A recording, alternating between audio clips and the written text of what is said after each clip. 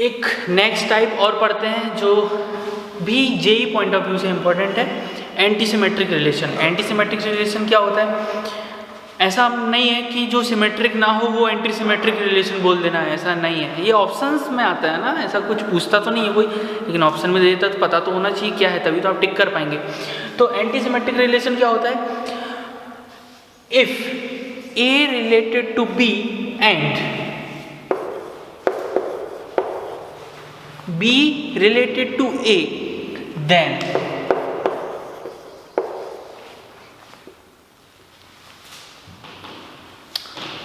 or implies A is equal to B, implies A is equal to B,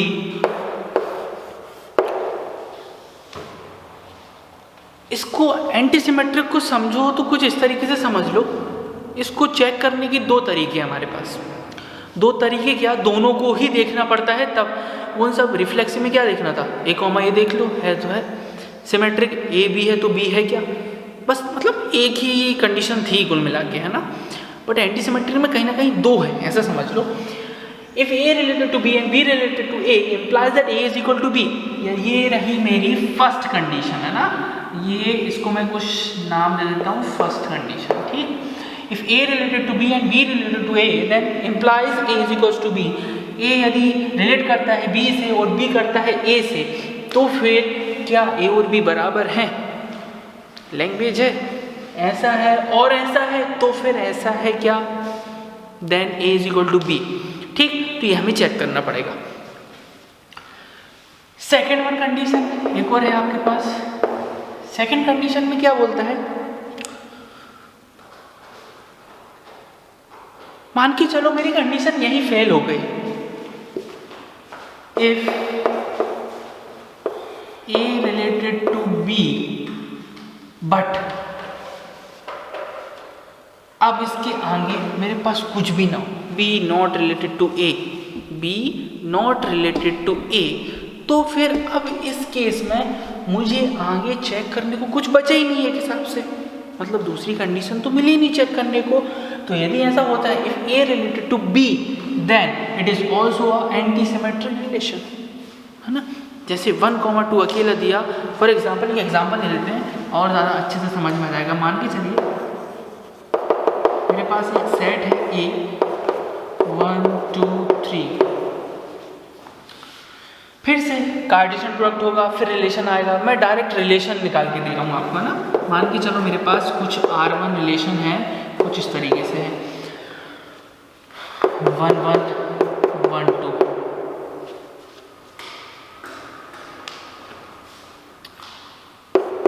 to 1 1 2 2 1।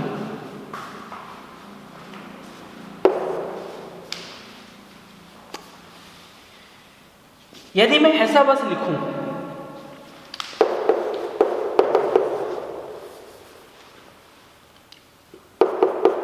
इसको नीचे ले लेते हैं 1 1 2 2, और एक और रिलेशन थर्ड टाइप और मैं समझ लेता हूँ 1 2 only.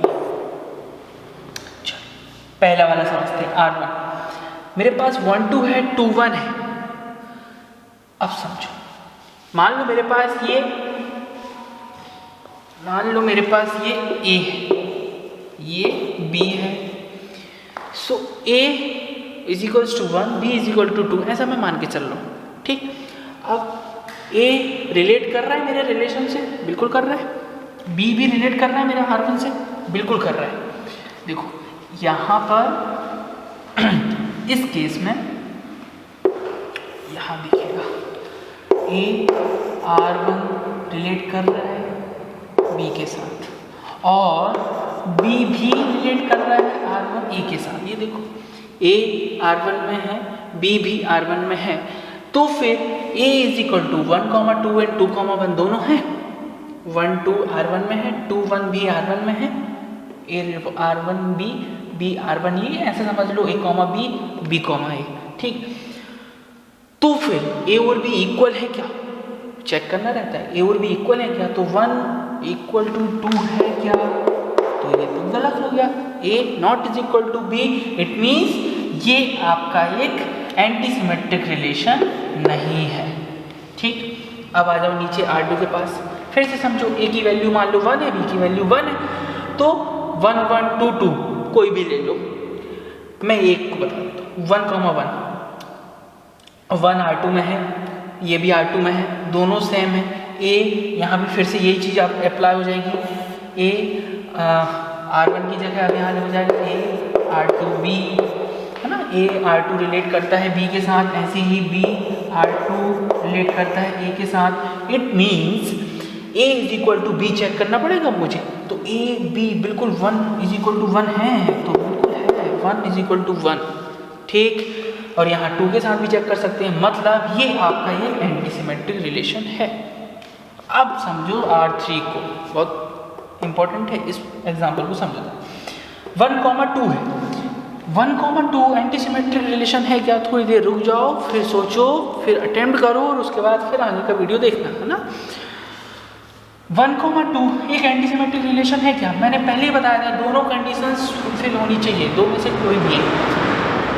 A related to B, 1 2 के साथ रिलेट, सॉरी 1 R3 के साथ रिलेट कर रहा है, ठीक है मान के चलो 1, 2 कर रहा है, बट 2, 1 तो आया ही नहीं, हो सकता है आगे हो, तो यहाँ हम पता ही नहीं कर पा रहे हैं कि भाई क्या है, इट मीन्स यहाँ ये भी एक एंटी सिमेट्रिक रिलेशन है।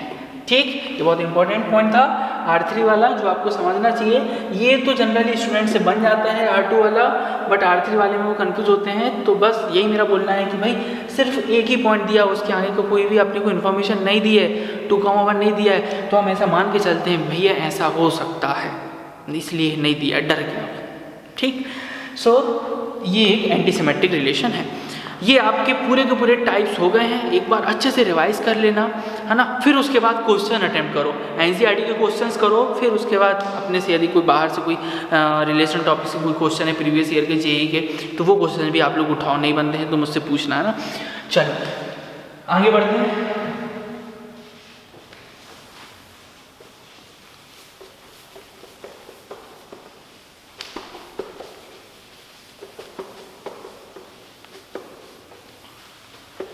एनसीईआरटी के क्वेश्चन से स्टार्ट कर रहा हूं मैं।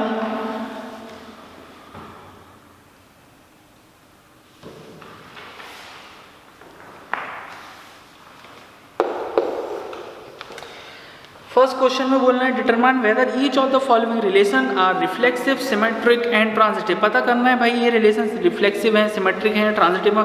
होपफुली सभी के पास बुक होंगी, नहीं होगी तो क्वेश्चंस तो एटलीस्ट देख ही लेना। मैं गिवन डेटा मेंशन कर लेता हूँ यहाँ पर क्या क्या गिवन है ना, और ऐसे ही बोर्ड पॉइंट ऑफ व्यू से आपको सारी चीज़ें मेंशन करनी है। मैं फर्स्ट क्वेश्चन हमेशा अपने चैप्टर्स का कुछ इसी तरीके से बता देता हूँ कि कैसे लिखना है, बिल्कुल वैसा ही आपको कॉपी में फॉर बोर्ड एग्ज़ाम लिखना है ना।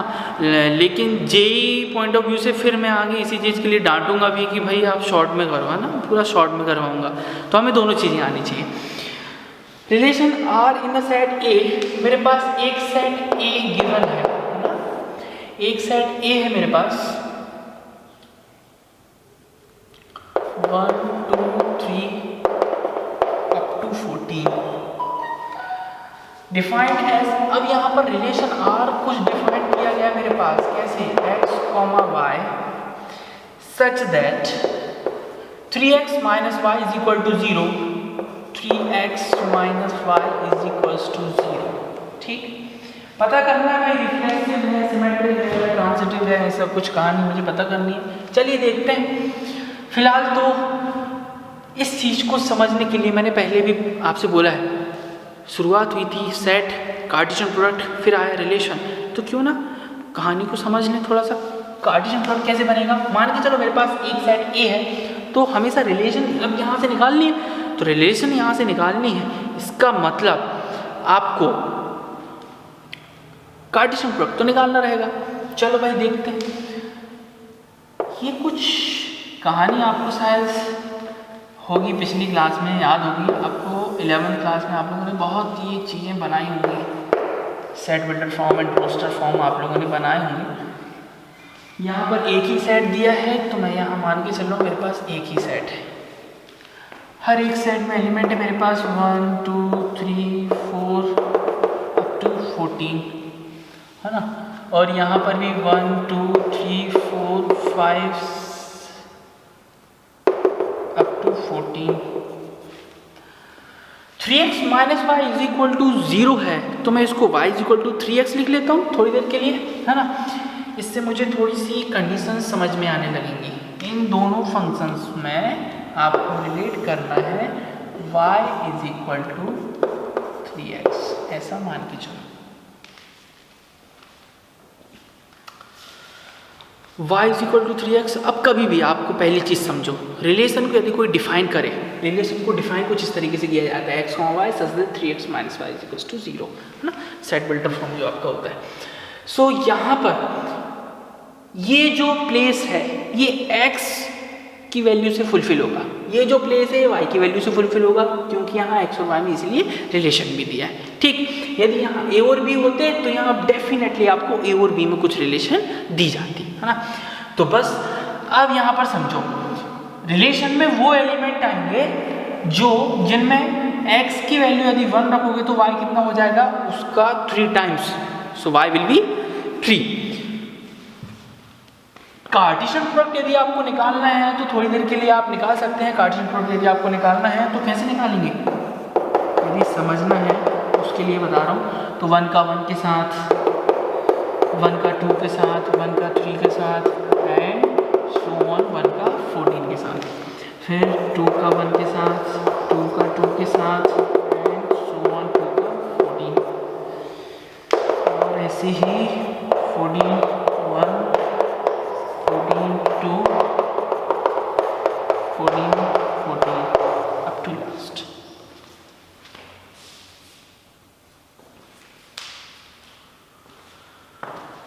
यहाँ पर हमारी कहानी क्लियर हुई, a क्रॉस a तो कुछ इस तरीके से आ गया।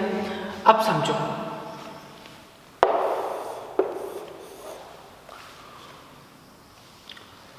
रिलेशन डिफाइन करनी है। अब रिलेशन और डिफाइन करना सीखते हैं। रिलेशन कैसे बनेगी, R विल बिकम,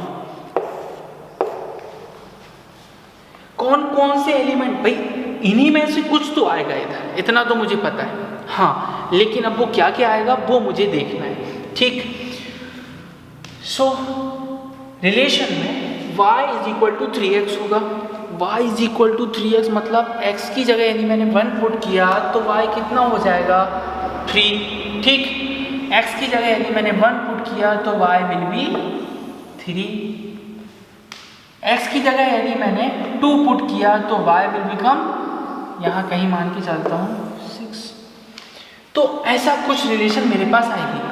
ये देखो, ये रिलेशन है मेरे पास, ये कंडीशन है, इस कंडीशन को फुलफिल करते हुए ही रिलेशन डिजाइन की जाती है। हमेशा याद रखिए, जो आपको रिलेशन में कंडीशन दी है उसको फुलफिल करते जाओ और रिलेशन डिजाइन कर लो। चलो, x की जगह यदि मैंने 1 रखा तो y विल बिकम 3। x की जगह यदि मैंने 2 पुट किया तो y विल बिकम 6। x की जगह यदि मैंने 3 पुट किया तो y विल बिकम 9।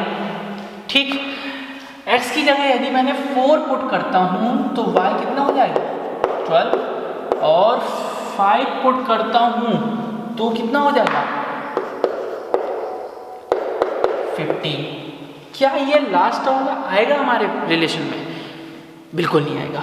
क्यों, क्योंकि मेरी रेंज देखो आप 14 तक ही जाने को बोल रहा है। जब मेरा सेट में इतना नंबर ही नहीं है तो मैं कैसे 15 लेके आ जाऊंगा, तो ये वाला एलिमेंट नहीं आएगा मेरे पास। ठीक है, सो अब मेरे पास बचता है 4,14 तक मेरी रिलेशन मैंने डिज़ाइन कर ली। चलो भाई, ये कहानी तो हो गई 4,14। अब चेक करना है रिफ्लेक्सिव है क्या, सिमेट्रिक है क्या। तो चलो एक एक करके चेक करते हैं। रिफ्लेक्सिव,